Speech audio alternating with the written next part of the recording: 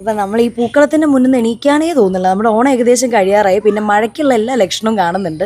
So മഴ പെയ്ത് കഴിഞ്ഞാൽ ഈ ഭംഗി പോവും. അപ്പോൾ എന്നും ഇതൊരു ഓർമ്മയ്ക്ക് വേണ്ടി ഇതിൻ്റെ മുന്നിൽ നിന്ന് തന്നെ ഞങ്ങളെല്ലാവരുടെയും ഒരു ഓണം വിശേഷങ്ങളും കുറച്ച് പഴയതും പുതിയതുമായിട്ടുള്ള വിശേഷങ്ങളൊക്കെ നിങ്ങളായിട്ട് ഷെയർ ചെയ്യാമെന്ന് വിചാരിച്ചു.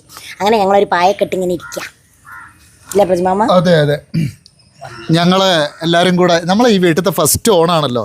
അപ്പോൾ ഞങ്ങളെല്ലാവരും കൂടെ അടിപൊളിയാക്കാമെന്ന് വിചാരിക്കുക. ഈ ഒരു പരിപാടി നമുക്ക് സൂപ്പറാക്കാം. അപ്പോൾ ഞങ്ങൾ വെറുതെ കുറച്ച് നേരം ഇങ്ങനെ വട്ടത്തിലിരിക്കുക. ആദ്യമൊക്കെ എങ്ങനെയായിരുന്നു ഓണം ആഘോഷങ്ങളൊക്കെ? പണ്ട് കാലത്ത് കുഞ്ഞു പൂക്കളൊക്കെ ആയിട്ട് ചെറുപ്പത്തിലൊക്കെ അതന്നെ കുഞ്ഞു പൂക്കളായി ചെറിയ പൂവിടും.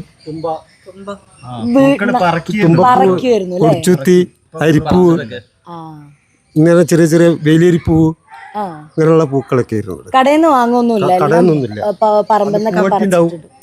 ഒരു കൊട്ട ഉണ്ടാവും, പൂവിന്റെ ഒരു കൊട്ട കഴുത്തിലിട്ടിട്ട് കൊലച്ചയ്ക്ക് പൂവ്.